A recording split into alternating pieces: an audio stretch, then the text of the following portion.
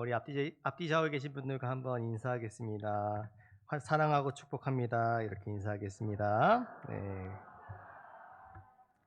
네, 반갑습니다. 지난주에 이렇게 부임하게 된 원인재 전도사라고 합니다. 하나님의 인도하심 속에 우리 좋은 목사님 또 좋은 부교육자님들 또 좋은 장로님들 만나 뵐 수 있어서 참 감사하게 보냈던 지난 한 주였고, 또 특별히 하나님의 섭리 가운데서 우리 사랑하는 성도님들 뵐 수 있어서 너무 감사하다는 생각을 합니다. 특별히 지난주에 좀 많은 환대와 또 이런 또 축복을 받은 것 같아서 굉장히 감개무량했습니다. 저희 아들이 이제 또 끝나고 집에 가서 저한테 물어보더라고요. "아빠, 왜 저분들이 왜 우리한테 박수를 쳐줘?" 이렇게 얘기하길래, 그래서 뭐라 설명해야 될까 고민하다가 그런 얘기를 했습니다. 반가워서 그러신 것 같고, 또 무엇보다 사랑이 많으신 분들인 것 같다. 그리고 또 하나님께서 우리 아들 볼 때마다 기뻐하시는 그런 모습을 닮으신 분들이라 더 기뻐하셨던 것 같다라는 얘기를 했습니다. 맞으시죠? 네. 네. 오늘 설교의 제목은 하나님을 기뻐하는 성도입니다. 그리스도의 말씀을 들으면서 자라나는 이 시간이 우리에게 기쁨의 시간이 될 줄 믿습니다. 그런데 제가 오늘 첫 만남인데 여러분들에게 안 좋은 소식을 하나 전해야 됩니다. 무슨 내용이냐면 바로 내일은 월요일이라는 사실입니다. 월요일인데요. 별로 한 것도 없는데 주말의 끝자락을 이렇게 달리고 있습니다. 제가 좋아하는 이제 우리 젊은 시인 중에 하상욱 씨라는 사람이 있습니다. 이 시인이 짧은 시를, 그리고 또 시의 기본적인 틀을 깬 그런 시인인데요. 이 시인이 쓰는 시마다, 글마다 젊은 사람들이 굉장히 공감을 많이 합니다. 이분이 이런 시를 썼습니다. "주말이 짧게 느껴지는 이유라고 하면서 이렇게 썼습니다. 주중, 월, 화, 수, 목, 금, 주말, 토요일, 일요일, 주말은 실제로 짧다라는 이야기를 했습니다. 많은 직장인들이 월요일만 생각하면 굉장히 힘들어합니다. 월요병이라는 이런 병이 생길 정도로 굉장히 힘들어하죠. 월요병을 물리칠 수 있는 방법을 9시 뉴스에서 한번 이렇게 소개를 해주길래 한번 들어본 적이 있습니다. 들어보니까 이런 얘기를 했습니다. 월요일의 업무를 일요일에 가서 잠시 하고 오면 조금 해결될 거다라는 얘기에서 굉장히 9시 뉴스에서 이런 어이없는 뉴스를 내는가라는 생각을 했습니다. 월요일이 되면 굉장히 힘듭니다. 쉬었던 몸을 다시 이끌어야 되기 때문에 힘든 것 같습니다. 또 반복적인 5일의 시간을 또 이렇게 보내야 되기 때문에 더 어려움이 있는 것 같습니다. 가장 힘든 이유는 다시 일상으로 어려운 사람들을 만나고 또 어려운 시간들을 보내는 시간으로 돌아가야 되기 때문입니다. 당연한 것인데 이 일은 굉장히 어렵습니다. 사랑하는 여러분, 반복되는 삶을 우리가 살아가고 있습니다. 그 속에 수많은 일들을 겪기도 하고, 우리의 마음을 그 가운데 기쁘게도 하기도 하고 또 슬프게 하기도 합니다.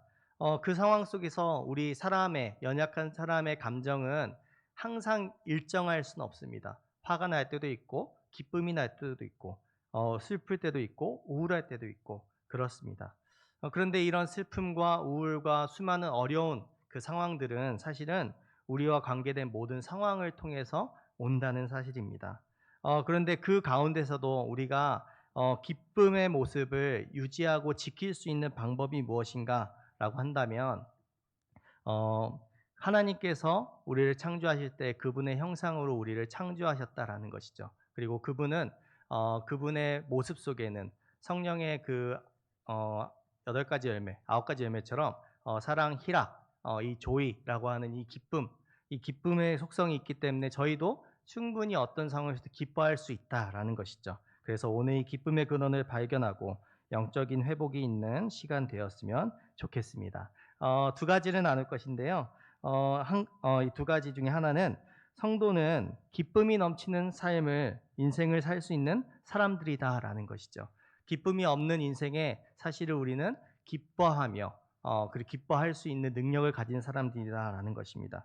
오늘 본문 속에 나오는 바울이라는 존재, 이 사도는 빌립보 교회 성도들에게 편지를 남겼는데, 이 중에서 유대주의적, 이런 어떤 반도덕주의적인, 그러니까 교회를 위협하는 사람들을 위협을 받고 있는 빌립보 교인들에게 쓴 편지입니다. 그리고 영적인 지침을 주고 싶어 해서 이렇게 불렀다라는 것이죠. 그 가운데 바울이 빌립보 교인들에게 하고 싶었던 딱 한 가지 말은 영적인 지침서와 함께 어떠한 상황에서도 기뻐하라라는 이야기를 합니다. 이 구원받은 백성들은 기뻐할 수 있다. 구원받은 백성들은 기뻐할 수 있는 능력이 있다라는 이야기를 하는 것이죠. 그리스도인에게 기쁨이라는 주제는 굉장히 중요합니다. 왜냐하면 고난을 뚫어낼 수 있는 원동력이 될 수 있기 때문입니다. 그리고 신앙생활, 예배, 감사하는 것, 그리고 기도하는 것, 신앙생활의 기초가 되는 원동력이 기쁨이기 때문입니다. 이 당시 바울이라는 사람, 로마 감옥에 이렇게 수감되어 있었던 이 시간에 이 로마 제국에 잡혀 있는 이 상황 속에서 바울은 언제나 이렇게 로마 제국의 위협이 되는 사람이었습니다. 시민권을 가져서 아무렇게나 할 수 없기 때문에 감옥에 가두고 그리고 그곳에서 계속 수감하게 하는 일들을 하게 되죠. 그러니까 바울이라는 사람이 기약이 없었던 시간, 그러니까 내 상황이 어떻게 풀릴지 모르겠다라고 하는 그 상황 속에서 빌립보 교회에게 이렇게 선포하는데, 우리 4절 말씀 한번 띄워주시면 감사하겠습니다. 우리 같이 한번 읽겠습니다. 시작. 주 안에서 항상 기뻐하라. 내가 다시 말하노니 기뻐하라라고 이야기합니다. 남보다 좋은 여건에 있는 사람이 기뻐하라라고 얘기한다면 이 불행한 사람을 보고 기뻐하라고 말할 수도 없습니다. 통하지도 않고요. 그런데 남보다 불행한 여건에 있는 사람이 자기보다 더 행복해 보이는 사람을 향해 기뻐할 수 있는 이유가 있다, 기뻐할 수 있다라고 이야기한다면 설득력이 있을 것입니다. 사도 바울의 편지는 바로 그 때문에 강한 힘이 있는 것 같습니다. 권위 있는 말씀입니다. 그리고 바울이 무엇보다 기뻐할 수 있는 이유를 10절에서 이야기하는데, 제가 한번 10절 초반부만 읽어드리겠습니다. 내가 주 안에서 크게 기뻐함은 이라고 이야기를 하죠. 이렇게 얘기할 수 있는 결정적인 이유, 주 안에서라는 것입니다. 바울이 이 수많은 서신들을 보냈을 때에 이 주 안에서라는 이야기가 132번 정도 나옵니다. 이 주 안에서라는 것. 그만큼 이것을 반복하는 이유는 그만큼 중요하기 때문입니다. 그리고 주 안에서라는 이 단어에는 같은 말을 반복하는 바울의 심정이 담겨져 있습니다. 부탁하는 것이 아니라 명령하는 것입니다. 기뻐해라, 즐거워해라, 하나님을 기뻐해라 라는 이야기를 하는 것이죠. 사랑하는 여러분, 바울이 그렇게 기뻐할 수 있었던 그 이유는 저는 그렇게 생각합니다. 하나님은 언제나 선하셨다라는 것입니다. 하나님은 언제나 우리를 사랑하시는 분이다라는 것입니다. 우리에게 고난이 잠시 찾아왔지만 이 고난 속에서 충분히 이 고난을 이겨낼 수 있는 힘을 주시는 분이 우리 하나님이다. 그러니 기뻐해라 라는 것을 자기 자신도 되뇌이고 또 그 속에서 기뻐했고, 또 바울이 빌립보 교회 성도들에게 기뻐하라라는 것입니다. 기뻐하라라고 얘기했다라는 것입니다. 사랑하는 여러분, 하나님은 기뻐하는 자에게 반드시 기뻐할 이유를 주시는 분입니다. 감사하는 자에게 반드시 감사할 수 있는 능력을 주시는 분입니다. 저는 이 기쁨을 아는 자가 믿음이 있는 자라고 확신합니다. 이 믿음을 성취하는 우리 사랑하는 성도님 될 수 있기를 그리스도의 이름으로 축복합니다. 둘째, 이 기쁨이 회복되기 시작할 때 모든 것이 회복되기 시작한다라는 것이 오늘 본문의 중요한 특징입니다. 이전 교회에서 청소년부를 섬겼을 때 한 고3 학생이었는데 기분이 너무 안 좋은 것입니다. 왜 다운되어 있길래, 그래서 상담을 조금 하다가 안 되겠다 싶어서 먹이기 시작했습니다. 이제 식당을 데려가서 세상 사람들이 이야기하는 2차, 3차, 4차 회식을 1대1로 했습니다. 그래서 떡볶이 먹이고, 요즘 아이들이 마라탕이라는 걸 굉장히 좋아하거든요. 마라탕 먹이고, 고기 먹이고, 그 디저트 먹이고, 거의 뭐 4번을 거의 한 5시간 이상을 그 아이와 보내면서 시간을 거의 뭐 사육시키다시피 그렇게 시간을 했습니다. 그러면서 돌아오는 길에 이런 이야기를 제가 했습니다. 상황이 나아지면 감사하고 상황이 나빠지면 염려하고 너무 그러지 않아도 된다 라는 이야기를 했습니다. 걱정하지 마라, 하나님이 인도하실 거다. 그러니 너무 걱정하지 말고 맡기고 열심히 하면 좋겠다. 우리는 그런 하나님을 믿는 거야, 힘내라 라는 이야기를 했습니다. 조지 밀러라는 사람이 이런 이야기를 했습니다. 염려의 시작은 믿음의 끝이고 믿음의 시작은 염려의 시작이다. 염려의 끝이다 라는 이야기했습니다.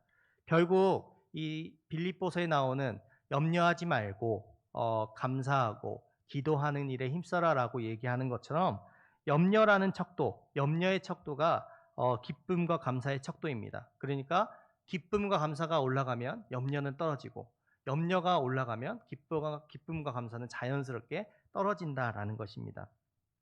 만병의 근원인 스트레스, 그 스트레스도 염려로부터 온다는 사실을 잊지 마시기를 축복합니다. 안 오게 하는 방법도 있습니다. 그래서 이 염려를 뛰어넘는 무엇인가를 하면 된다라고 하는데 그리스도인들, 특별히 세상 사람들은 충분히 이런 어떤 유흥 문화를 통해서 풀지만 사실은 그거는 푸는 것이 아니라 쌓이는 것이고 그리스도인이 할 수 있는 일이 무엇이겠습니까? 기도와 간구 그리고 감사입니다. 우리 빌립보서 4장 6절이랑 7절 말씀 우리 같이 한번 읽도록 하겠습니다. 시작. 아무것도 염려하지 말고 모든 일에 기도와 간구로 너희 구할 것을 감사함으로 하나님께 아뢰라. 그리하면 모든 지각에 뛰어난 하나님의 평강이 그리스도 예수 안에서 너희의 마음과 생각을 지키시리라. 아멘. 사랑하는 여러분, 상황이 나아지면 감사하고 상황이 나빠지면 염려하는 그 행동을 멈출 수 있는 믿음이 우리에게 생기길 축복합니다. 그리고 하나님께 아뢰 수 있는 그 넉넉한 마음을 가지고 아뢰기 시작할 때, 그리고 하나님이 행하실 일들을 바라보기 시작할 때, 그리고 이것이 그리스도인들이 가져야 되는 신앙의 모습이라면 우리가 그 신앙의 모습을 결단하고 가질 수 있기를 축복합니다. 그렇게 될 때 모든 지각에 뛰어난 하나님의 평강, 이 평안이 우리 주 안에서 그리스도 안에서 주 안에서 우리의 마음과 생각을 지킬 것이다라는 것입니다. 도리어 모든 상황은 우리 하나님이 주관하고 계시다. 그리고 그 하나님께서 우리의 인생을 다스리고 계시다. 지금까지 다스림 받아왔던 것처럼 앞으로도 다스림 받을 것이다라는 것이죠. 하나님께서 나를 인도하신다. 그분이 나의 하나님이다라는 고백이 그 신앙의 고백과 신앙의 그 결단이 필요할 때다라는 것입니다. 전 교회를 사임을 이제 하고 새롭게 부임하는 과정이 이 교회에 부임하기까지 굉장히 쉽지 않았던 것 같습니다. 염려가 되었습니다. 이 교회에 오는 것이 염려가 되는 것이 아니라 새로운 시작을 하는 것이 염려가 되었습니다.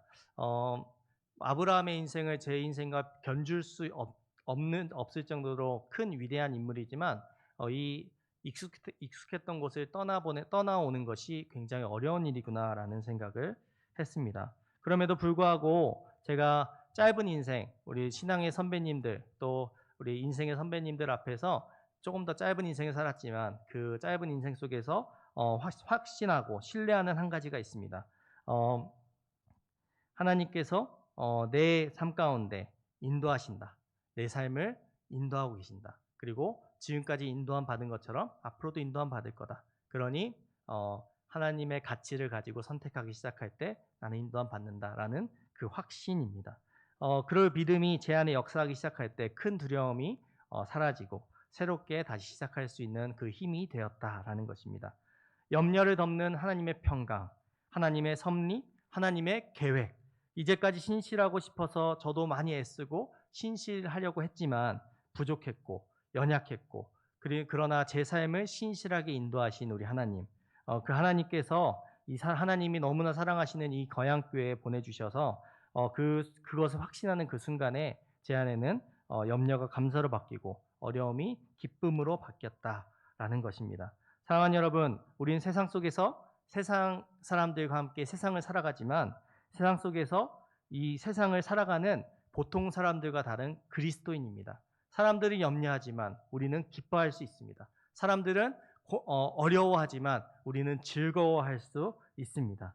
기뻐하는 일도 위로하는 일도 그리고 사람들 앞에서 사람들 어려워하는 모든 사람들을 위로할 수 있는 그 힘을 가진 사람들이 우리 그리스도인입니다. 사랑하는 여러분, 그 힘을 갖고 그 믿음을 가지고 이번 한 주 아름답게 살아가는 우리 성도님 될 수 있기를 축복합니다.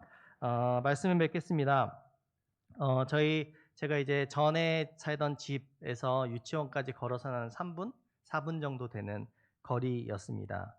실제로 부임하는 교회 유치원이 있어서 그 사역했던 곳에 유치원이 있어서 이제 1층에 데려다주고 항상 2층에 올라가서 이제 업무를 봤는데 이제 첫째 아이가 생각보다 낯가림이 쪼끔 있고 또 염려도 쪼끔 있고 또 상상력이 좀 풍부합니다.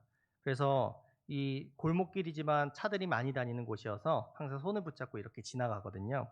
그런데 이 아이가 지나갈 때 저한테 그런 얘기를 하는 겁니다. "어 아빠 오다가 차가 나한테 부딪히면 어떡해?"라는 이야기를 하는 겁니다. 그래서 제가 막 고민을 좀 순간 찰나에 고민을 하고 그렇게 설명을 했습니다. 만약에 이런 설명을 했다면 우리 성도님들 이해가 되실지 한번 생각해 보십시오. 운전하는 사람이 미치지 않고서는 절대 그럴 일이 없다.